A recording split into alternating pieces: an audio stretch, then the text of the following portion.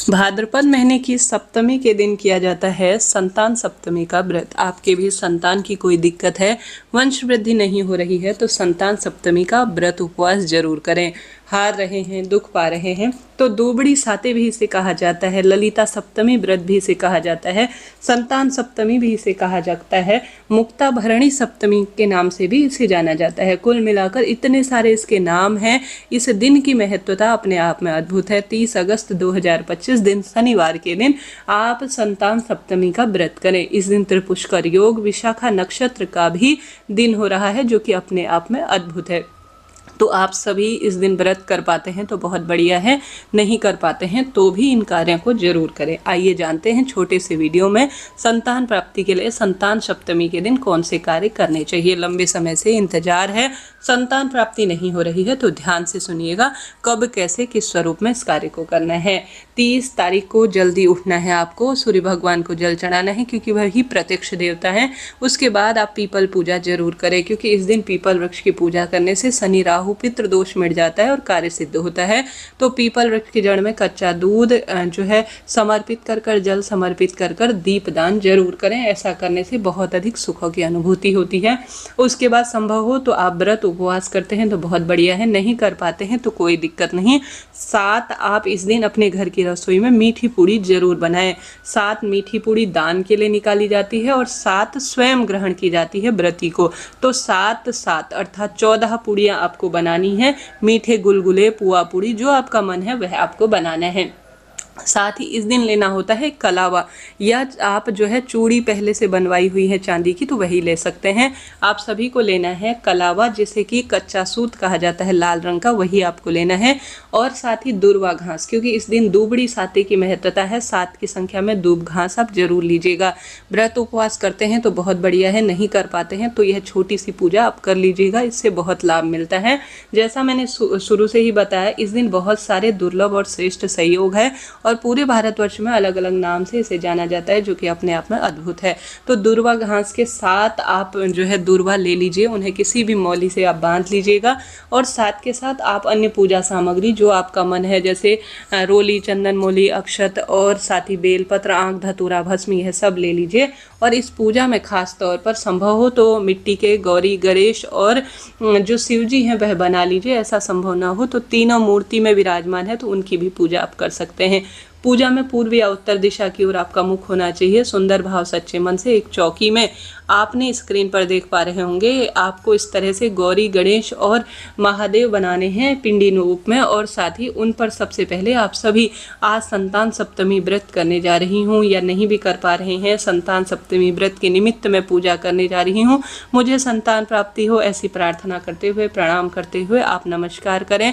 और आपके घर पर जो पार्थिव शिवलिंग आपने बनाया है या शिवलिंग है तो उस पर आप अच्छी तरह से दूध चढ़ाएं, पंचामृत चढ़ाएं, जल चढ़ाएं और सुंदर भाव से 7 बेलपत्र शिवलिंग पर और गणपति गजानन को समर्पित करें। इसके बाद आप सभी जो है गेहूं भी जरूर शिवलिंग पर चढ़ाएं, इसकी महत्वता बहुत अधिक है।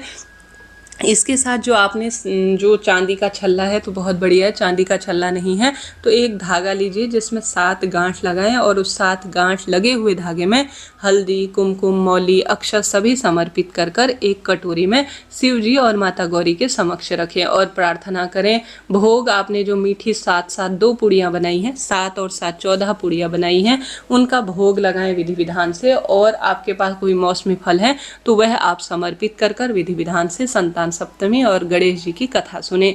और आप जितना संभव हो प्रार्थना करें, माँ गौरी का विशेष पूजन करें, सुहाग सामग्री समर्पित करें। अब आपको कहना है कि हे महादेव, हे माता पार्वती, आज मैंने, हे गौरी गणेश, आज मैंने विशेष तौर पर संतान सप्तमी के निमित्त यह पूजा की है या व्रत किया है, व्रत कथा सुनी है। आप मेरे परिवार पर कृपा करें, मेरे परिवार से जो रोग, दोष, कष्ट, संकट चल रहे हैं, जिस कारण से वंश वृद्धि नहीं हो रही है, वह मुझे प्राप्त हो, ऐसी प्रार्थना प्रार्थना करते हुए आप सभी चीज़ें, जैसे मैंने आपको विदित कराया, 7 की संख्या में पुष्प समर्पित करें, 7 की संख्या में दूर्वा घास समर्पित करें, गेहूं समर्पित करें और अन्य चीज़ें भी, आंकड़े के पत्ते 7 की संख्या में सभी शिवलिंग पर समर्पित करें और गणेश जी को समर्पित करें। माता पार्वती को सुहाग की सामग्री समर्पित कर और आप सभी ने जो 7 मीठी पूड़ियाँ बनाई हैं भोग के लिए, उन्हें भी आप समर्पित करें। जल का लोटा रखें और भूल चूक के लिए क्षमा प्रार्थी हो जाए। उसके बाद जो अभिमंत्रित धागा है, जो प्राण प्रतिष्ठित आपने किया है, जिस पर रोली चंदन मोली आपने अक्षत समर्पित किया है, उसे अपने दाहिने हाथ की भुजा में या गले में या हाथ में, जहाँ चूड़ी पहनते हैं वहाँ पर आपको बांध लेना है। कहा जाता है जो यह संतान सप्तमी का जो धागा होता है, 7 गांठ लगा हुआ, यह अपने आप में संतान प्राप्ति में बहुत सहायक होता है और हर कार्य की सिद्धि के लिए माना जाता है। प्राचीनतम समय से तो चांदी का कड़ा पहना जाता था हाथों में, जो कि अपने आप में अद्भुत होता था। आप ऐसा ना कर सके तो धागा भी पहन सकते हैं। इस तरह से आपको इस धागे को धारण कर लेना है। विधि विधान से संतान गोपाल मंत्र, शिव स्रोत का आप पाठ कर सकते हैं, गौरी गणेश के स्रोत का पाठ कर सकते हैं, इच्छा आपकी है। उसके बाद आप सभी को सुंदर भाव सच्चे मन से, अगर आप व्रत करते हैं तो पूरा दिन व्रत करें, नहीं व्रत कर सकते हैं तो संतान सप्तमी पूजा हो जाने के बाद आप सभी जो है 12 बजे बाद, दोपहर में 12 बजे बाद जो 7 पूड़ियाँ आपके पास है उन्हें आप ग्रहण कर सकते हैं। इसके अलावा कुछ भी नहीं खाना होता है। जो 7 मीठी पूड़ी बनाई होती है वही व्रती को खानी चाहिए।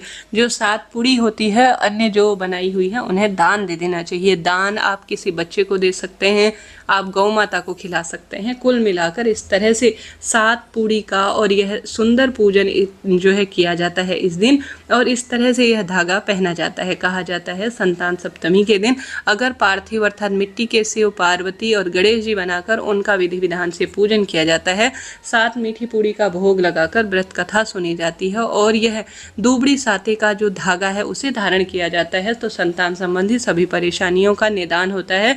और साथ ही 7 की संख्या में पुष्प, गेहूं के दाने, दूर्वा घास अगर शिवलिंग और गणेश जी को चढ़ाई जाए तो सप्त ऋषियों की कृपा से और साथ के साथ ललिता सप्तमी व्रत की कृपा से और शिव नारायण की कृपा से और गणेश जी की कृपा से सब कार्य स्वतः ही सिद्ध हो जाते हैं। तो त्रिपुष्कर योग में यह कार्य जरूर करें। एक समय का भोजन पंडित ब्राह्मण जी को दान दे। शनिवार की तिथि है, पीपल पूजा करें। पीपल वृक्ष की जड़ में पूजित करने से सभी देवी देवताओं का आशीर्वाद मिलता है, क्योंकि पीपल में पितृ भी हैं, इष्ट और साथ ही शनिदेव भी है, माँ लक्ष्मी का वास होता है और साथ ही पिपलेश्वर महादेव तो हैं ही। तो आप सभी इस दिव्य कार्य को जरूर कीजिएगा। महादेव और माँ गौरी की कृपा से और सभी इष्ट पितृ देवी देवताओं की कृपा से आपका कार्य बनेगा। दान पुण्य जितना संभव हो नाम मंत्र का जाप करें, श्री शिवाय नमस्तुभ्यम मंत्र का जाप करें, संतान गोपाल मंत्र का जाप करने से, संतान सप्तमी का व्रत उपवास करने से सब कार्य सिद्ध हो जाते हैं और हारी बीमारी भी दूर होती है। तो संतान सप्तमी आपके जीवन में खूब फल देने वाला हो, यही प्रार्थना करते हैं। तो इस तरह से यह जानकारी थी। वीडियो उपयोगी रहा हो तो लाइक करें, शेयर करें और संतान सप्तमी व्रत के बारे में कोई प्रश्न हो तो वह भी पूछ सकते हैं। राधे राधे, हर हर महादेव।